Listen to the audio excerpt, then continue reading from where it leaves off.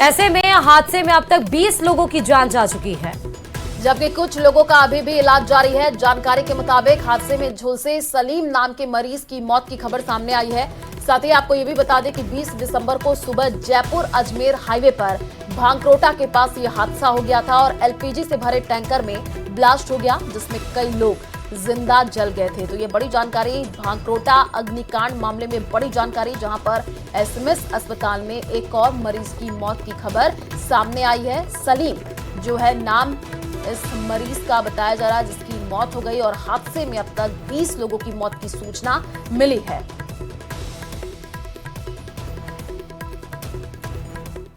चित्तौड़गढ़ से बड़ी खबर सामने आ रही है। पुलिस और तस्करों में मुठभेड़ हुई है। नीमच नारकोटिक्स टीम और तस्करों में मुठभेड़ की सूचना मिली है। नारायणपुरा टोल नाके पर बदमाशों ने फायरिंग भी की। फायरिंग में एक अधिकारी घायल बताया जा रहा है। टोल नाके पर पुलिस की गाड़ी को टक्कर भी इन बदमाशों के द्वारा तस्करों के द्वारा मारी गई है। तो वाहनों की टक्कर में 2 नारकोटिक्स कर्मी घायल बताया जा रहा है। एक आरोपी गिरफ्तार कर लिया गया है। एक आरोपी अभी भी फरार बताया जा रहा है। आपको बता दें कि इनोवा कार से 345 किलो डोडा चूरा बरामद किया गया है। तो बड़ी जानकारी आपको चित्तौड़गढ़ के नारायणपुरा से दे रहे हैं, जहां पर आपको बता दें कि इस पूरे मामले में एक आरोपी की गिरफ्तारी हुई है। एक आरोपी फरार बताया जा रहा है। तस्वीर आपको दिखा रहा है, इनोवा कार से 345 किलो डोडा चूरा बरामद किया गया और जो है ये तस्वीर चित्तौड़गढ़ के नारायणपुरा की है, जहां पर आप देखिए कि बदमाशों ने फायरिंग कर दी और इस फायरिंग में एक अधिकारी घायल बताया जा रहा है।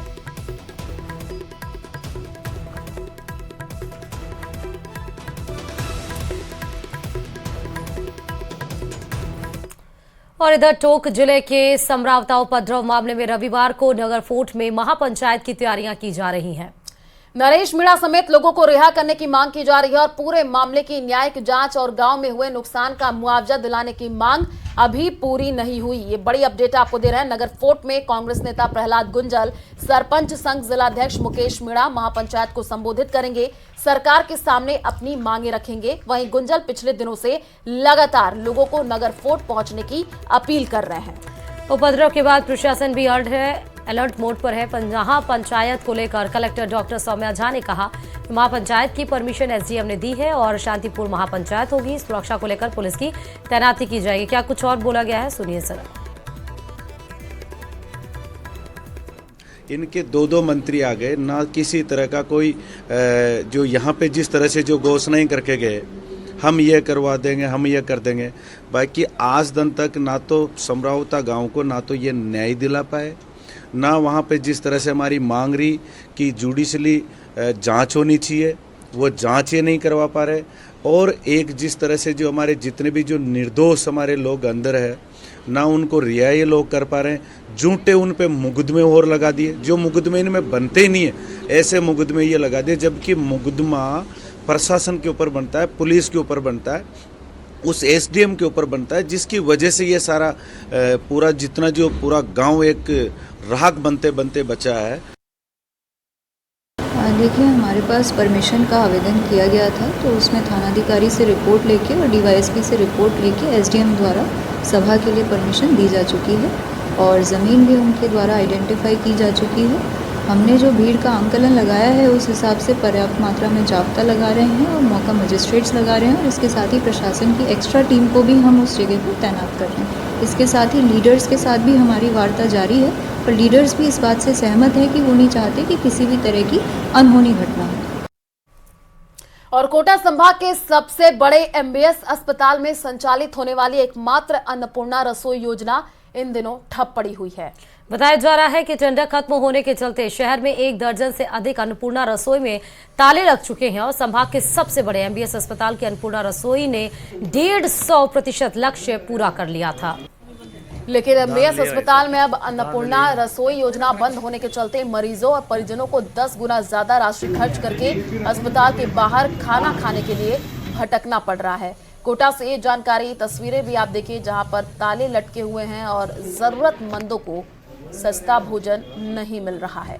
संभाग के सबसे बड़े एमबीएस अस्पताल में आने वाले मरीजों और उनके परिजनों को लाभान्वित करने के लिए सरकार द्वारा चलाई गई श्री अन्नपूर्णा रसोई योजना संभाग के सबसे बड़े एमबीएस अस्पताल में ठप पड़ी है। यहाँ कई दिनों से ताले लगे हुए हैं और मरीजों और उनके परिजनों को जो खाना खाने के लिए दूर और सुदूर अंचल तक बाहर जो है महंगा खाना के लिए बाहर जाना पड़ता है और भारी परेशानियों का सामना करना पड़ रहा है। यहाँ हर वक्त चोरी की आशंका बनी रहती है और कई दिनों से अस्पताल परिसर में इस जो है अन्नपूर्णा रसोई योजना के बारे में कोई जानकारी तक उपलब्ध करवाने वाले नजर नहीं आ रहे हैं। के बारे में बताएं, क्योंकि आप ये बहुत गरीब लोग आते हैं यहाँ पे खाना खाने के लिए, तो ऐसे ही जाते हैं। तो ये चालू हो जाएगा, अच्छी बात है, गरीबों के लिए खाना मिल जाएगा 2 वक्त। कितने दिनों से बंद देख रहे हैं आप? अभी इसको तो 2 महीने का लमसम हो गया, 2 महीने से बिल्कुल ज्यादा हो गया होगा। आपसे जानकारी चाहते हैं सर। अन्नपूर्णा ये रसोई चलती थी, खाना वाना बनता था यहाँ पर। अभी कितने महीने हो 2 महीने का लमसम हो गया, ज्यादा हो गया मेरे साथ। 2 से भी ज्यादा हो गया, 3-4 महीने हो गए। भोजन अच्छा मिल जाता था तो गरीब लोगों को 8 रुपए में अगर किसी को भोजन मिल रहा है तो अच्छी बात है। देखो कुछ और लोगों से जानना आपसे जानना चाहते हैं, क्या कहना चाहते हैं इस रसोई योजना के बारे में? बढ़िया है ये गरीबों के लिए। अभी भी बंद हुए 3-4 महीने हो गए, जब से खूब आते हैं लोग पूछने, भैया इंदिरा रसोई बंद हो गई क्या? भैया इंदिरा खूब आते हैं, डेली आते हैं, तो कम से कम 10-20 आदमी रोज आते हैं पूछने। कुल मिला के फिलहाल ये कहा जा सकता है कि यदि ये समय पे अन्नपूर्णा रसोई योजना चालू हो जाए तो एमपी से सटे व सुदूर अंचल तक के मरीजों और उनके परिजनों को खासा लाभ मिल सकता है। कोटा से न्यूज़ 18 राजस्थान के लिए ओम प्रकाश मारू। और इस बीच आपको कोटपुतली से बड़ी खबर बताते हैं, जहां ऑपरेशन चेतना पे सबसे बड़ी अपडेट ये है कि कुछ ही घंटों में बोरवेल से बाहर आ सकती है 3 साल की मासूम चेतना। तो मौके पर प्लान बी के तहत रेस्क्यू ऑपरेशन भी जारी है। आपको बता दें कि 2 सदस्यीय एक्सपर्ट टीम जो है 170 फीट गहरे गड्ढे में उतरी है। टीम के सदस्यों ने टनल की खुदाई शुरू की है और छोटी ड्रिलिंग मशीन और हैमर से टनल बनाई जा रही है। प्रशासनिक अधिकारी सीसीटीवी से मॉनिटरिंग कर रहे हैं। तो आपको बता रहे हैं ये टनल 6 दिन बीत चुके हैं, लेकिन अभी तक उस मासूम चेतना को नहीं निकाला सका। लेकिन इस बीच में चेतना की मां, उनके परिजनों ने क्या कुछ रिएक्शन दिया है वो आपको सुनाते हैं। से तड़प रही अभी तक उनको निखारे की बोला, और अगर कलेक्टर मैम की अब बेटी होती तो कितना दिन तक उनका अंदर ही रह देती। थोड़ी सी कन्या का फिक्र रहे हमको ना, कम से कम मेरी पुकार ना सुनो तो कन्या की आत्मा की पुकार सुन लो। मेरे बेटे ने जल्दी से जल्दी निकाल ली तो मैं उनके जमीन से मेरे लिए कलेक्टर ने इतनी लापरवाही की और तेरे से मेरे बच्चे को नहीं।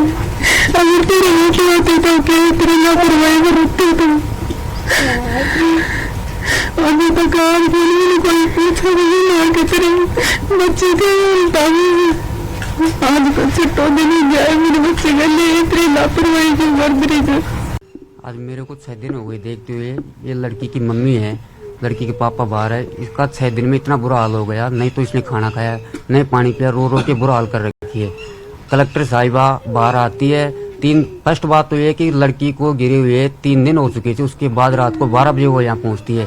आकर कम से कम उसका पहला फर्ज ये था कि परिवारजनों से मिलके उस बच्ची की माताजी से मिलके उसको सांत्वना देती। आपकी बच्ची को सकुशल हम बाहर निकालने में पूरा योगदान देंगे नहीं देंगे, जो भी थी उससे बात तो करनी चाहिए थी ना।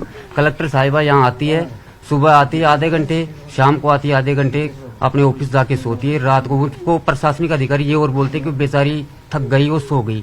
क्या कर रही है? या जमीन वार रही थी क्या वो सो गई हो? क्या करती?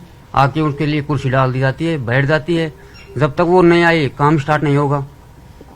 परिवार वालों को ये नहीं पूछा कि आप किस कंडीशन में हो, हम आपकी बच्ची को सकुशल बाहर निकालेंगे या नहीं निकालेंगे, काम को तेजी से चलाएंगे नहीं चलाएंगे। आप सब मीडिया कर्मी 6 दिन से यहाँ उपलब्ध है, आप भी दिन रात एक कर रखे हो, आप देख रहे हो 6 दिन से क्या हुआ है क्या नहीं हुआ। काम इतनी धीमी गति से चल रहा है जिसकी कोई सीमा नहीं। अगर यही बच्ची किसी नेता मंत्री या खुद ही कलेक्टर साहिबा, मैं स्पेशल बोल रहा हूँ कलेक्टर साहिबा को, ये बच्ची अगर आपकी होती तो क्या इसी तरह डिले होता इस काम में? नहीं, बिल्कुल नहीं होता, क्योंकि वो तो खुद की बच्ची थी। ये इस बच्चे दूसरों की बच्ची है, उसको तो आपकी कुर्सी का लोभ लग रहा है, उसको थोड़ी मतलब है किसी की बच्ची की जान जा रही है, जोखिम में है या नहीं है, क्या समझेगी क्या नहीं समझेगी। तो आप चेतना की मां और चाचा को सुन रहे थे, जहां गंभीर आरोप उन्होंने प्रशासन के ऊपर लगाए। ज्यादा जानकारी के साथ संवाददाता हीरालाल ग्राउंड जीरो से जुड़ चुके हैं। हीरालाल, क्या अपडेट है और क्या आज ही वो दिन निर्धारित हो पाएगा जब मासूम चेतना बोरवेल से निकल आएगी? जी देखिए, 115 घंटे से लगातार जो बच्ची को बचाने का रेस्क्यू ऑपरेशन था वो लगातार जारी है। फिलहाल मैं तस्वीरों में दिखाना चाहूंगा कि जेसीबी मशीन बुलाई गई है, क्योंकि जो 170 फीट गहरा जो गड्ढा जो बोरवेल के पैरेलल खोदा गया था, उसमें जो 2 सदस्यीय टीम नीचे उतरी थी और एक टनल बनाने का जो उन्होंने कार्य शुरू किया था, तो करीबन 1.5 से 2 फीट की जो खुदाई करने के बाद उसमें कुछ पथरीली जमीन आ गई थी। इसके बाद जब उनको इस ऑपरेशन को आगे बढ़ाने में जो समस्या आई थी, तब 2 सदस्यीय टीम को वापस जो बाहर बुलाया गया है, अधिकारियों से चर्चा की गई है। आप देख सकते हैं तस्वीरों में कि एक जेसीबी मशीन से खुदाई की जा रही है। जो मिट्टी है उस 170 फीट का जो गड्ढा खोदा गया था, उसके आसपास की जो मिट्टी है उसको खोदकर उस गड्ढे में डाला जा रहा है। मैं फिलहाल जो एसडीएम है वो हमारे पास आने में कुछ देर में पहुंचने वाले हैं। हम उनसे जानेंगे कि आखिर अब किस प्रकार से ये रेस्क्यू ऑपरेशन किया जा रहा है और ये मिट्टी आखिर इस गड्ढे में क्यों की डाली जा रही है, क्योंकि जो नीचे 2 सदस्यीय टीम नीचे उतरी थी, एनडीआरएफ के 2 सदस्य थे, टनल बनाने के लिए नीचे उतरे थे। किस वजह से ये मिट्टी डाली है, क्या रेस्क्यू ऑपरेशन में आगे इनकी रणनीति है, मैं बात करना चाहूंगा।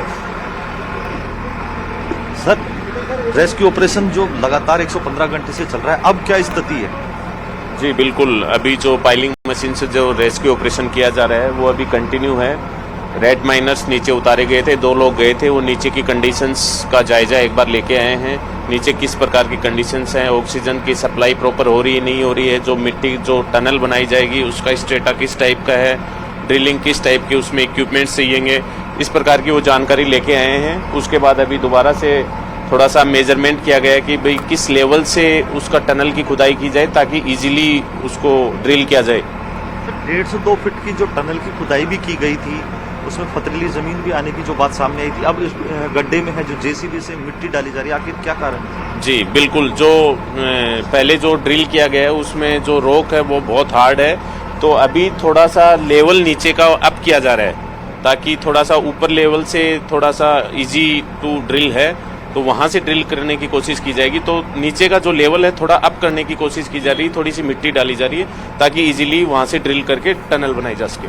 सर, क्या उम्मीद लगा सकते हैं कि आज ये रेस्क्यू ऑपरेशन जो 115 घंटे से लगातार चल रहा है, सब लोग इसमें जुटे हुए हैं, तो वो आज कंप्लीट हो जाएगा? बिल्कुल, हम सब लोग पिछले 5 दिनों से लगातार यहाँ पे रेस्क्यू ऑपरेशन में जारी हैं। लगातार पूरी टीम एफर्ट कर रहे हैं। यहाँ पे सब लोगों की यही कोशिश है, यही दुआएं हैं सब लोगों की कि आज जल्दी से जल्दी चेतना को यहाँ से रेस्क्यू किया जाए। कितना समय और लग सकता है, कितना माने हम कि भाई इतना समय और लगेगा? लगातार हमारी टीमें काम कर रही हैं, एसडीआरएफ है, एनडीआरएफ, लगातार रेस्क्यू टीम, रेड माइनर्स भी अभी तुरंत प्रभाव से इसमें एक बार लेवल सही हो जाए उसके बाद उतारे जाएंगे, फिर जल्दी से